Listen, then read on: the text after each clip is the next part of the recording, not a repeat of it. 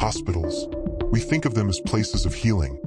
Bright corridors, beeping machines, bustling doctors and nurses working tirelessly to save lives. They're where the sick go to get better, where new life begins, and sometimes where life ends. But what if I told you that some hospitals hold on to more than just memories? What if, in the quiet hours of the night, after visiting hours are over and the halls fall silent, something else lingers? Something not entirely of this world. You see, hospitals are steeped in emotion. Birth, death, tragedy, hope. It all happens here, often within the same day, even the same room. And when a place sees that much raw human energy, it's no surprise that some of it might stay behind. In tonight's video, we're diving into 3 terrifying true stories from hospitals around the world. Stories that go far beyond the typical ghost tale. These aren't urban legends or vague whispers passed around online forums. These accounts come from real people, nurses, doctors, patients, individuals with nothing to gain and every reason to keep quiet. Yet what they experienced was so bone-chilling, so unexplainable, they had to speak up. We'll hear about a nurse who discovers that not all her patients are living, a hospital janitor whose night shifts begin to overlap with something sinister, and a woman who checks into a hospital for a simple procedure, only to come face to face with a presence that doesn't want her to leave. But this isn't just a retelling of eerie events. As we go through each story, I'll be breaking things down with commentary, looking at how these kinds of hauntings may connect to real psychological phenomena, medical superstitions, and chilling historical events. And if you think these stories are isolated, think again. I'll be sharing similar real-life cases, patterns across different hospitals, and even first-hand reports you might have missed in the headlines. Whether you believe in the paranormal or not, one thing is certain. Hospitals are full of stories. Some are written in charts, others whispered in the dark. So grab your drink, turn the lights down low, and whatever you do, don't watch this alone if you're planning a hospital visit anytime soon. This is 3 very scary true hospital horror stories. Story 1, The Extra Patient. It was supposed to be just another night shift. For Sarah, a seasoned ER nurse at a mid-sized hospital in Pennsylvania, late hours were nothing new. She had worked in trauma wards, dealt with code blues, and even seen patients come back from the brink of death. But nothing could have prepared her for the patient that wasn't supposed to exist. It started with a noise, the kind you hear when you know you're supposed to be alone. A soft dragging sound, almost like slippers brushing against polished linoleum. She glanced at the hallway monitor. Empty. The time read 3:17 a.m., the darkest hour of the night, the so-called dead hour, when hospital activity is at its lowest and, according to superstition, when the veil between the living and the dead is thinnest. Probably just another patient wandering out of bed again, Sarah muttered to herself. She grabbed a clipboard and walked toward room 305, where the noise seemed to originate. The hallway was cold, even for hospital standards. The fluorescent lights buzzed overhead, and the air smelled faintly of disinfectant and something else. Something metallic, almost like blood. When she reached the room, she paused. The door was slightly ajar. Inside, a figure sat upright in bed. "Mr. Daniels?" she asked. No answer. She pushed the door open slowly. The figure turned toward her, and then, just like that, vanished. This setup is based on classic elements of hospital hauntings: disoriented patients, the witching hour, and unexplained sounds. But it's also grounded in a real-world issue: nurses experiencing hallucinations or sensory misperceptions due to sleep deprivation and stress, especially during long shifts. However, Sarah wasn't new. She knew what exhaustion felt like, and this wasn't it. In fact, she would soon discover she wasn't the only one who had seen him. Later that night, she returned to the nurse's station where a colleague, Jason, was finishing paperwork. "Hey, did you check on 305? She asked casually, trying to sound normal. Jason looked confused. "There is no patient in 305. That room's empty." Sarah froze. "What do you mean empty?" "It's been sealed for maintenance. The pipes burst last week. No one's supposed to be in there." Sarah's stomach dropped. She walked back down the hallway, this time with Jason. When they opened the door, the room was completely dark. No signs of anyone having been there. The sheets were untouched. Dust lingered on the windowsill. But as they turned to leave, the monitor flickered to life. A flat line. It beeped once, and then stopped. Jason looked at her, pale. Tell me you saw that. This story draws eerie parallels to accounts from nurses across the world who've reported seeing phantom patients. One such case was documented in 2003 in the Philippines, where hospital staff claimed to repeatedly see the same patient walking into a room, only for security footage to reveal nothing at all. In another case from Japan, a nurse was fired after a supervisor found her talking to a patient who had died 2 weeks earlier. She insisted she saw him alive, smiling and calling her by name. These aren't isolated incidents.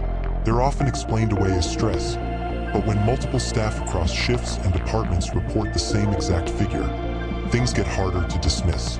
Determined not to lose her mind, Sarah began asking questions.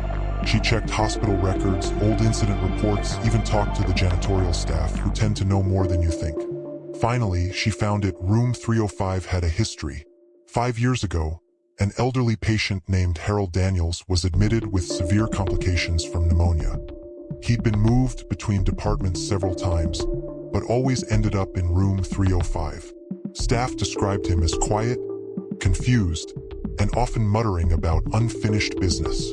He died in that room, alone, at 3:17 a.m. Sarah stared at the timestamp, the same time she heard the footsteps.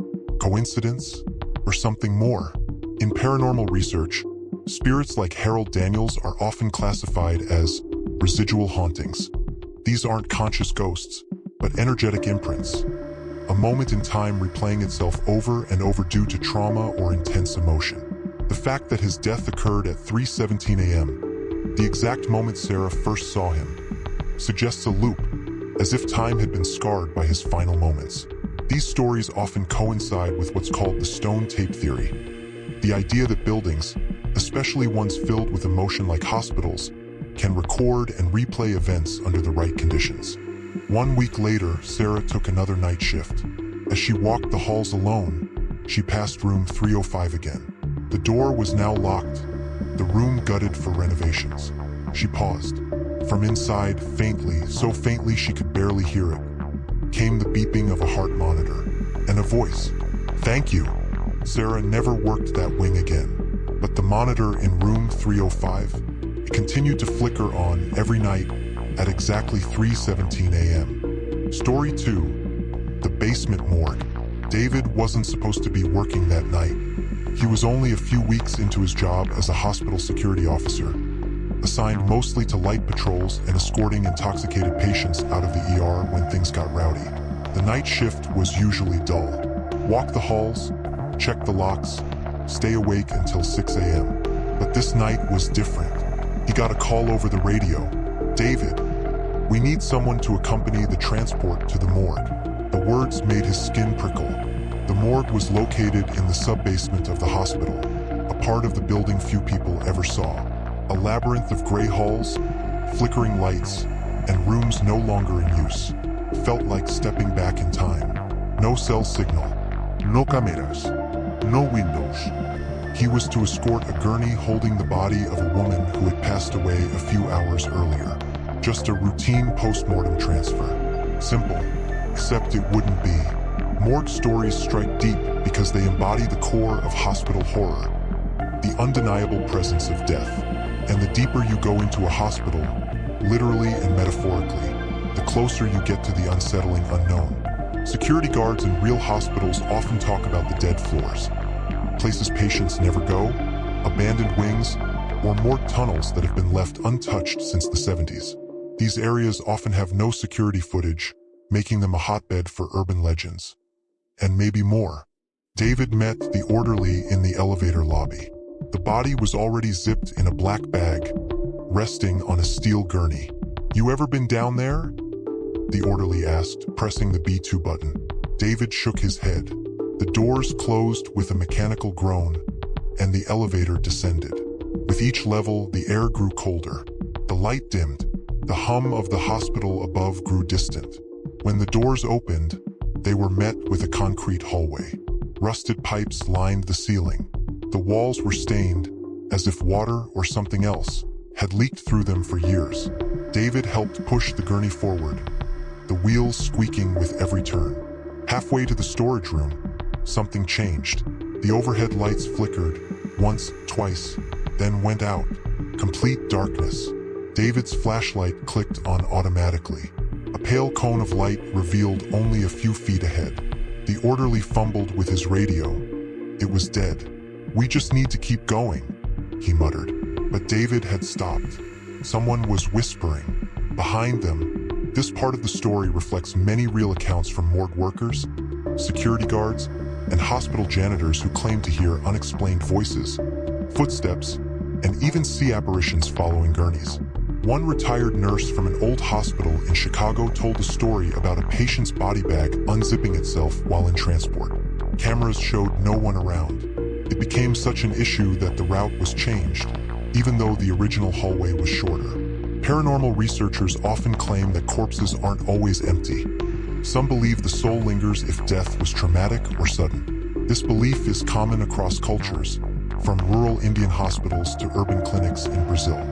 David and the orderly reached the morgue room, but the electronic keypad was dead. No access. As they stood there trying to figure out what to do, David turned back. The hallway behind them was different. Longer. Much longer. Wasn't that wall closer before? He asked. The orderly didn't respond. He was staring at the body bag. It was moving, just slightly. The zipper twitched, and then it opened from the inside. David dropped the flashlight. The light spun across the floor, landing on the pale, lifeless face of the deceased woman. Her eyes were wide open. What David experienced ties into both paranormal theory and real medical phenomena. The human body can exhibit post-mortem muscle spasms, even sit up or groan. This is rare but real. However, in this story, something else is implied. A conscious awareness that persists after death. In Japanese folklore, spirits who die violently or with regrets are called yurei. They wander until their business is finished. Hospitals are among the most commonly haunted sites in those tales. In this case, the woman's death may not have been peaceful. The unfinished business theory suggests that certain souls resist being laid to rest, especially if the body is not respected or the death was unjust. David and the orderly didn't stick around. They turned the gurney around and sprinted back the way they came. Only, the hallway had changed again. Doors they passed moments ago were gone. The elevator was missing. The air grew icy, their breath visible. And behind them, footsteps began to echo, rapid, dragging, wet. When they finally found the elevator, it refused to open. The footsteps grew louder, closer, and then silence. The door dinged and slid open. They shoved the gurney inside, jammed the button for the lobby, and stood in terrified silence. As the doors began to close, David swore he saw something step out of the shadows and smile. But when he looked again, nothing was there. Story 3. The empty bed in room 209. Emily was a new hire on the psychiatric ward of an old hospital in Pennsylvania. It wasn't her first job as a nurse, but it was her first time working the overnight shift in a building that hadn't been renovated since the 1960s.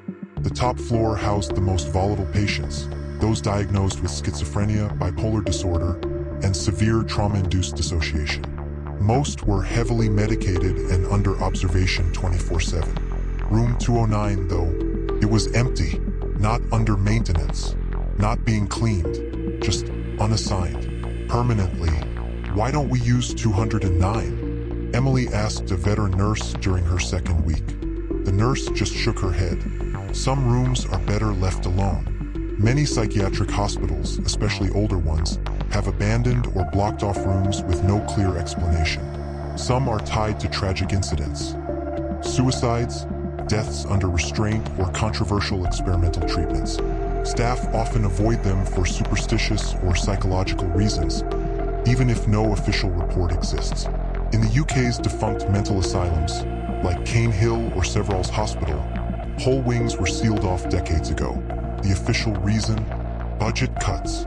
The real reason: staff refused to enter due to consistent reports of unseen patients crying, banging on doors, and flickering lights.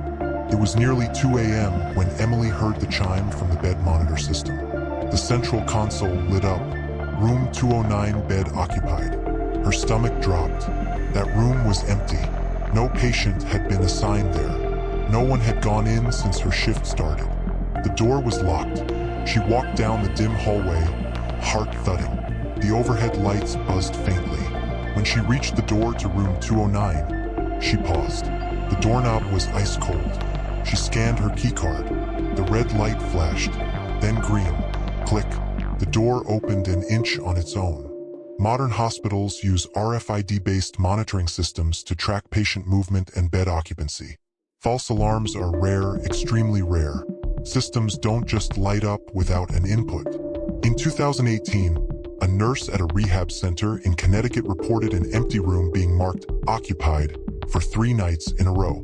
On the 4th night, she entered to find the bed's pressure sensor triggered and the sheets ruffled as if someone had just gotten up. The logs were deleted the next morning. She quit that week. Emily stepped inside room 209 with her flashlight. It was freezing. The light revealed an unused bed. Linens folded. No sign of recent disturbance.